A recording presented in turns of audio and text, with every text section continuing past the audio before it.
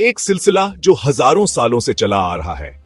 एक शाही खानदान जिसका कई बादशाहों ने ताज पहना, सल्तनतों को बनाया, फिर दुनिया बदली और आज भी जिंदा है, अखबारों में, टेलीविजन में, दुनिया भर के नजरों में। क्या शुरू हुआ ये सिलसिला? कितना ताकतवर था? आज कितनी ताकत रखता है? किस शहजादों ने सबसे ज्यादा हुकूमत की और किस इलाकों पर? और सबसे दिलचस्प, जब नवाबादियाती दौर खत्म हो चुका, दुनिया जदीद हो गई, फिर भी क्यों इस फैमिली का असर अभी भी है? आज हम सफर करेंगे इस ताज की कहानी में, शुरुआत से लेकर आज तक, रवानी में, जोश के साथ। एन शाही खानदान की शुरुआत।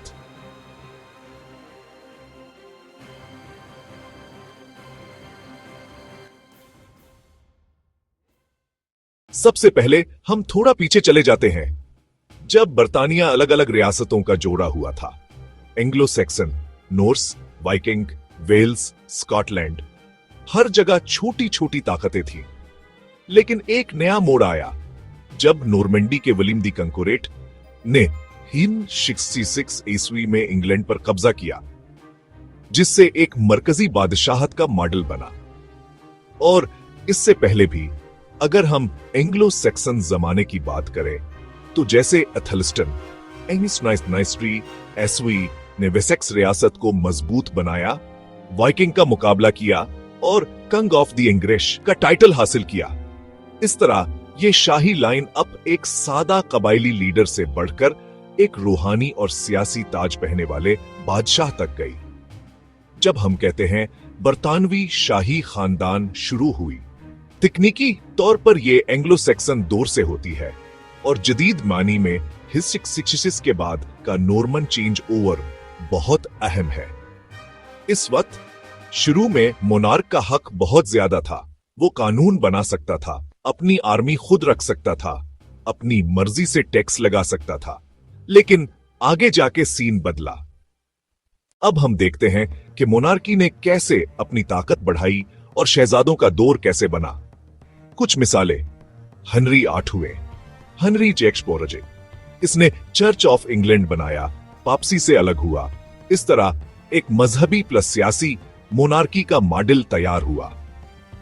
एलिजाबेथ ऑल, हनपोलोइट टोशिस्ट्रो थी, जिसने हस्पानवी आर्माडा को हराया, समंदरी हुक्म को मजबूत किया, बर्तानिया का समंदरी सल्तनत शुरू हुई। और सबसे लंबा दौर, क्वीन विक्टोरिया, ये थी जिसके दौर में बरतानवी सल्तनत दुनिया के बहुत बड़े हिस्से पर फैल गई।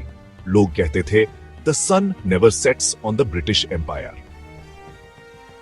इन शहजादों के दौर में बर्तानिया ने दुनिया के बहुत से इलाकों पर हुकूमत की, जैसे बरसगीर, आज का Hindustan, Pakistan, Bangladesh, Canada, Australia, Africa के कई हिस्सों पर।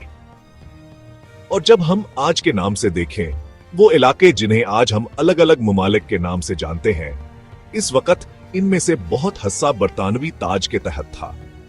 मोनार्की इस वक्त सिर्फ एक बरतानवी रियासत तक महदूद नहीं थी, वो एक आलमी सल्तनत का कंग तख्त बन चुकी थी। इस दौर में मोनार्क का ताज, उसका ब्रांड, उसका हुक्म बहुत बड़ा था। लेकिन जिस तरह हर राजा महाराजा का दौर होता है, वैसे ही मोनार्की को भी चैलेंज का सामना करना पड़ा। हाँ, आइए देखते हैं कैसे और कब मोनार्की की ताकत कम हुई। मैग्ना कार्टा, जिसमें कंग जान ने अपनी हतक नोबल्स के साथ बांटनी पड़ी। और ईस्वी चार्ल्स ऑल का फतह वो खत्म, एग्जीक्यूशन। मोनार्की आर्जी तौर पर खत्म हुई। इंटररेजन गोरियस इनकलाब और बिल ऑफ राइट्स। मोनार्की के पावर्स पर कानूनी पाबंदियां लग गई। आने वाला जमाना पार्लियामेंट का था। हिस्टोरेंटाट की दहाई के बाद हंसार्ड, हाउस ऑफ कॉमन्स सबसे मजबूत हो गया और मोनार्क एग्जेक्टो पावर खो गया। इस तरह से मोनार्की एक एब्सोल्यूट ताकत से आईनी मोनार्की की तरफ बदली, जहां कंग कोइन का हुक्म संबल का हुक्म बनी हुई थी, लेकिन असल गवर्नेंस पार्लियामेंट और मिनिस्टर्स के हाथ में थी। इस स्टेप बाय स्टेप रिडक्शन ने मोनार्की को सर्वियो भी कराया और रेलिवेंस भी दी।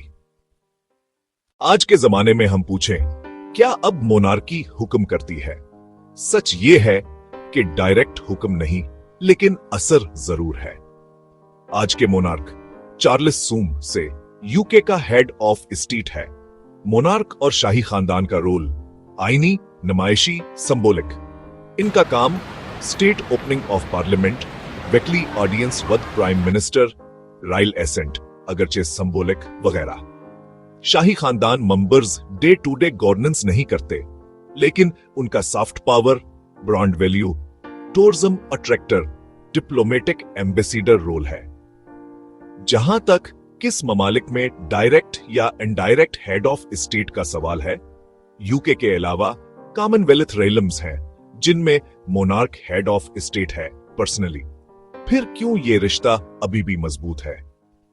कुछ वजूहात। शाही फिगर एक संबल है, तसलसल, रवायत, इतिहाद, नवाबादियाती वरासत का एक हिस्सा, और जिसे मुश्किल है जल्दी से हटाना। सॉफ्ट पावर और अमीज का टोल, ब्रांड बरतानिया, टूरिज्म, आलमी मीडिया। इस तरह मोनार्की ने अपनी सियासी ताकत कम होने दी, लेकिन उसकी इन्फ्लुएंस कम नहीं होने दी। अगर पूरे यूरोप के मोनार्कीज को देखा जाए, फ्रांस, रूस, जर्मनी, इटली, उनमें से बहुत सी खत्म हो चुकी हैं या उनका रोल खत्म हो चुका है। फिर भी बर्तानिया की मोनार्की अभी भी है। क्यों? कुछ फैक्टर्स। बर्तानिया ने मोनार्की को एडॉप्ट किया, अब्सोल्यूट रोल छोड़ी, आईनी मोनार्की बना ली। इस एवोल्यूशन ने मोनार्की को रेलिवेंट बनाए रखा। शाही खानदान एक कल्चरल इंस्टीट्यूशन बन चुकी है, हेरिटेज, टूरिज्म, मीडिया का हिस्सा, सियासी इस्तेहकाम और नेशनल आइडेंटिटी के लिए एक एंकर। यूके में England, Scotland, Wales, Northern Ireland है। मोनार्की एक यूनिफाइड फिगर हेड प्रोवाइड करती है, सॉफ्ट पावर और आलमी ब्रांड। बरतानवी मोनार्की एक आलमी आइकन है जिसे मीडिया, फिल्में, डॉक्यूमेंट्रीज, टूरिज्म डिमांड करते हैं। और इस तरह जब तक ये रोल वैल्यू ऐड करता है, मोनार्की चली आ रही है। यही रीजन है कि शाही खानदान अब भी मौजूद है और लोग इस पर नजर रखते हैं, क्योंकि ये सिर्फ ताज नहीं बल्कि एक कहानी है, तारीख, आइडेंटिटी, संबल, ब्रांड और डिप्लोमेसी का इम्तिजाज। तो दोस्तों, हमने सफर तय किया। एंग्लो सैक्सन और नॉर्मन जमाने से शुरू हुई मोनार्की, इसने दुनिया के एक हिस्से पर हुकूमत की, फिर अपनी ताकत को हद तक खाया और आज इसकी ज्यादातर ताकत महसूस नहीं होती, लेकिन इसका असर अब भी है। हमने देखा किस बादशाहों का दौर सबसे ज्यादा था, किस इलाकों पर हुक्म था, उसके बाद कैसे ताकत कम हुई, और सबसे अहम, क्यों ये रॉयल्स अब भी रेलिवेंट हैं। ये सिर्फ एक ताज नहीं बल्कि एक सिलसिला, एक कहानी की मेठियास, एक कल्चरल और डिप्लोमेटिक एस्ट है।